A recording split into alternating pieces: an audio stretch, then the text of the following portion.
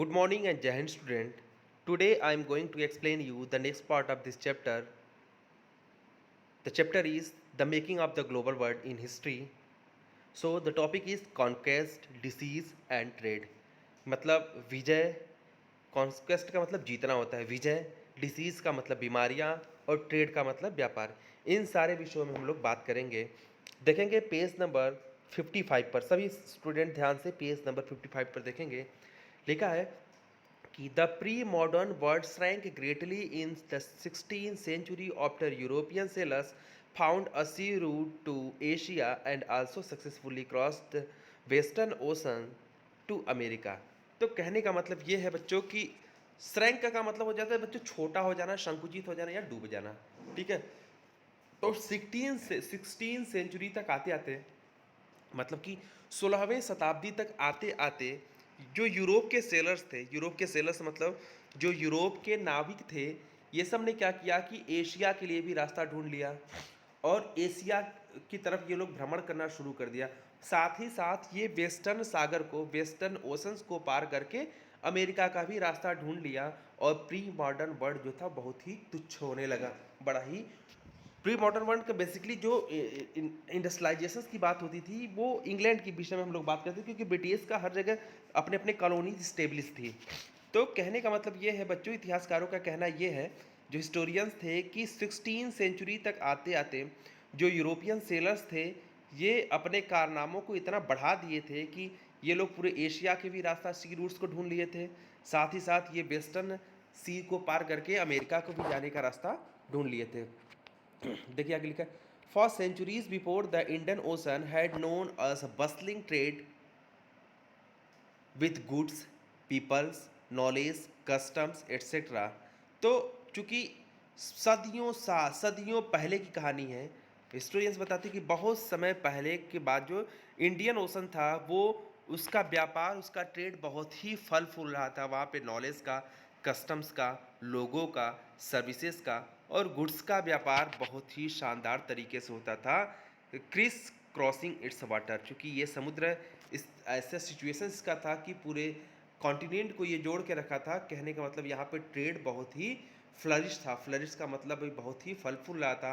The Indian subcontinent was central to these flows and crucial point in their networks. और ये जो Indian subcontinent था ये बहुत ही क्रूसियल पॉइंट था। क्रूसियल पॉइंट का मतलब निर्णायक बिंदु था, जहाँ से सब जगह व्यापार पूरा फल फूल रहा था, बहुत शानदार तरीके से पूरे देशों विदेशों में फैल रहा था।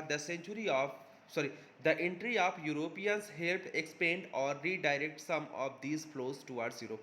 चूँकि यही जो ऐसा पॉइंट था, ये इंडियन ओशन वाला, ये इंडियन सब कॉन्टिनेंट, कि यहाँ से ये यूरोप के लिए भी ट्रेड करने का मौका शानदार तरीके से बढ़ता गया और लोगों का जो ग्लोबलाइजेशन होता गया।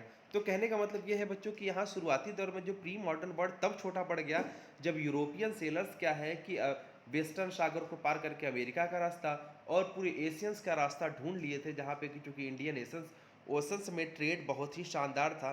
क्योंकि उस दौरान चाइना और इंडिया बहुत ही रिचेस्ट माने जाते थे, इनका ट्रेड बहुत ही फल फूल रहा था। आगे बताएंगे भी इस पर। देखिए लिखा, before its discovery America had been cut off regular contact with these rest of the world for the millions of years, but from the 16th century it was land and abundant crop and minerals began to transform trade and lives everywhere। तो कहने का मतलब जब तक America का खोज नहीं हुआ था, जब तक अमेरिका का खोज नहीं हुआ था, अमेरिका करोड़ों मिलियंस ऑफ ईयर्स से पहले, मतलब कई मिलियन सालों तक वो किसी के संपर्क में नहीं था। वहाँ की अपनी अलग पॉपुलेशन थी, सभ्यता था, कल्चर था, वो था। लेकिन जब 16 सेंचुरी के बाद इसके वास्ट जो बहुत पूरा फैला हुआ ज़मीन के बारे में, शानदार क्रॉप्स के बारे में और लोगों को पता लगा, तो इसका दोहन शुरू हो गया। कहने का मतलब ये कि करोड़ों साल तक, लाखों साल तक कि अमेरिका के बारे में किसी को कुछ पता नहीं था, लेकिन 16वीं सदी से लोग इसके जो रिसोर्सेज थे, चाहे शानदार विशाल जो है क्रॉप वाला क्षेत्र हो, चाहे मिनरल्स वगैरह हो, अब इसका ट्रेड हर जगह पूरे पृथ्वी पर यूरोपियंस करना शुरू कर दिए। precious metals, particularly silver, from mines located present today in the Peru and Mexico, also enhanced Europe wealth and financed its trade with Asia. तो चूंकि अब यही अमेरिका में जो जगह है पेरू, अब मॉडर्न डे में ये पेरू है और मेक्सिको, यहाँ पे बहुत ही जो है कि वैल्यूएबल्स मेटल्स निकलते थे, जैसे कि चांदी हो गई। चांदी के प्रोडक्शंस ने क्या किया, यूरोप के वेल्थ को बढ़ाया, और एशिया से चूंकि पैसे हाथ में आए तो एशिया से इसके ट्रेड भी यूरोप के बढ़ना शुरू हुए। Legend spreads the 17th century Europe about the south America's fable wealth, many expeditions set off in the search of El Dorado, the fable city of gold. तो फेबल का मतलब ये होता है कि एक फैंटेसी वाली कहानी बच्चों। तो बहुत सारे लोगों ने 17th सेंचुरी तक क्या हुआ कि ये जो जो यूरोपियंस थे, यूरोप पूरी तरीके से क्या साउथ अमेरिका, चूँकि जो अमेरिका एक आइलैंड था जिसमें क्या था कि नॉर्थ अमेरिका था, साउथ अमेरिका था और कैरिबियंस आइलैंड्स होते थे। तो यहाँ तक पूरे यूरोप्स अब फैलना शुरू हो गए थे। बहुत सारा चीज़ अब इसमें क्या है, इन्होंने एक एल डोरेडो सिटी ही तय कर दिया, जिसे सोने का शहर के नाम से लोग जानना शुरू कर दिए। कि हमने ज़रूर बता दिया था कि बहुत ही कीमती यहाँ पे जो है कि मेटल्स मिल रहे थे। ठीक है, आगे देखिए लिखा है the Portuguese and Spanish conquest the colonisations of America was decisively under way by the mid 16th century. तो देखिए मिड 16th सेंचुरी तक आते आते जो पुर्तगाली थे, स्पेनिश थे, ये सब क्या हुआ कि अमेरिका को में अपनी कॉलोनी स्टेब्लिश करने का प्रयास शुरू कर दिए। European conquest was not just result of the superior firepower.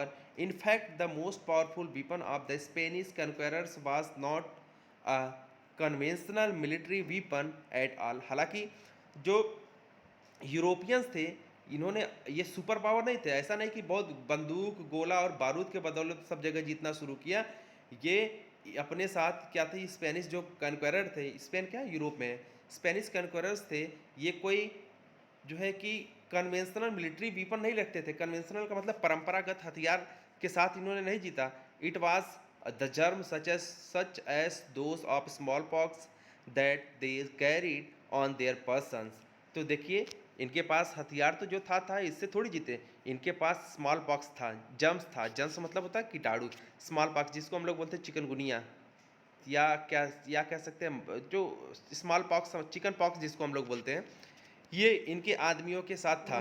ठीक है, कि इनके यूरोपियंस के साथ जो स्पेनिश थे, इनको इस तरीके की बीमारी हो जाती है। हालांकि इनको इस तरीके की बीमारी, जिनके पास दवाइयाँ भी होती थी, वो ठीक कर लेते थे।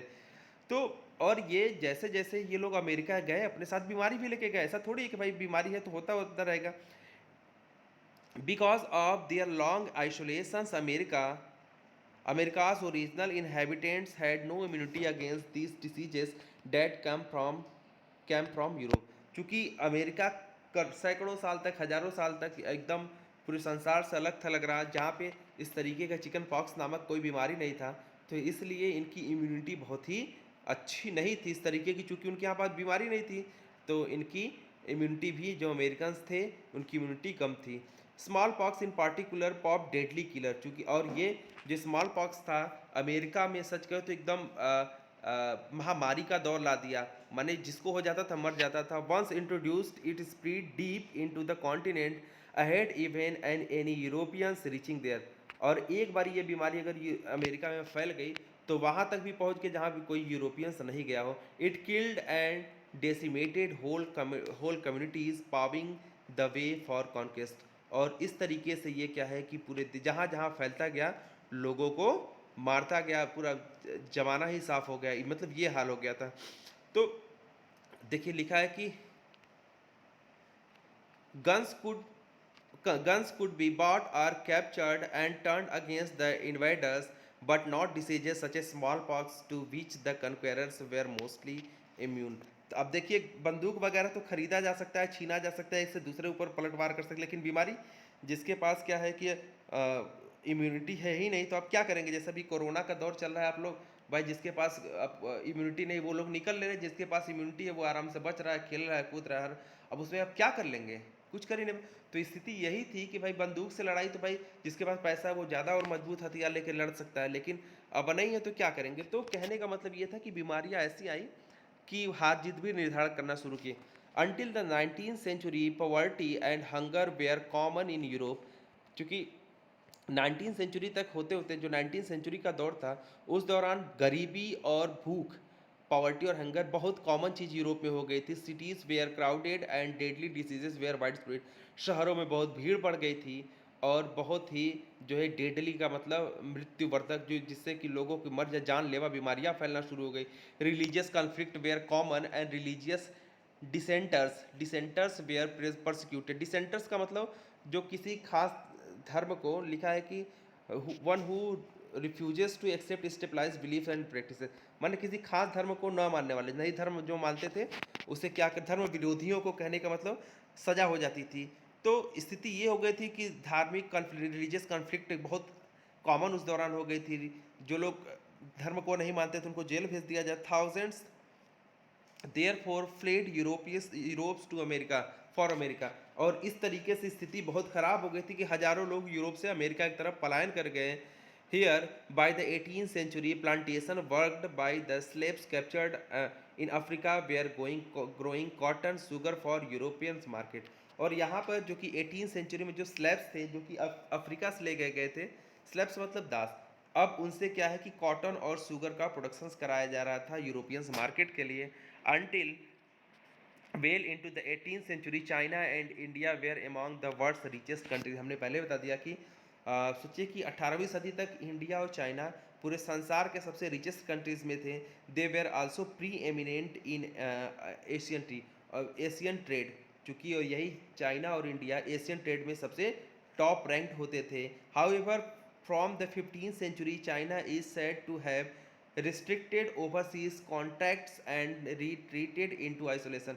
लेकिन ऐसा बताया जाता है कि जो हिस्टोरियंस बताते हैं कि 15th सेंचुरी आते आते जो चाइना था वो पूरे विश्व से, पूरे संसार से अपने रिश्तों को संकुचित करता गया, अपने आप को अलग थलग करता गया। China's reduces role and rising importance of Americas gradually moved the centres of the world trade westward.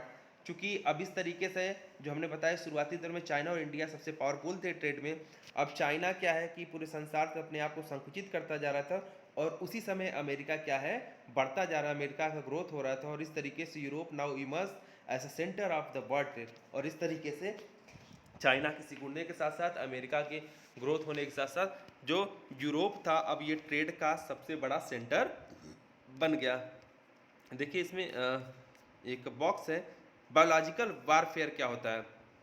तो एक जॉन विनथॉर्प है जो कि फर्स्ट गवर्नर ऑफ मैसाचुसेट्स थे, बे कॉलोनी न्यू इंग्लैंड। उन्होंने लिखा है कि 1634 में जो स्मॉल पॉक्स था, जो स्मॉल पॉक्स जिसको हम लोग बोलते हैं चिकन पॉक्स, ये एक तरीके का इस तरीके का बीमारी था कि जिससे जो अब ये यूरोपियंस तो लेके चले गए अमेरिका में और ये उनके लिए बहुत ही खतरनाक था क्योंकि उनकी इम्यूनिटी अमेरिकन की अच्छी नहीं थी और इससे लोग मरने लगे और यही एक प्रकार का क्या सच कहे तो वीपन के तौर पे इस्तेमाल हुआ। और डिसेंटर्स का मतलब ये होता है बच्चों कि किसी खास धर्म को न मानने से इनकार कर देना। तो हमको लगता है कि इतना ठीक है आज के लिए। ठीक है, ध्यान से वीडियो के साथ आप लोग समझिए, समझ में आ जाएगा। और अगले क्लास में हम लोग बातचीत करेंगे द 19th सेंचुरी के बारे में, 1815 से लेकर 1914 तक। Thank you.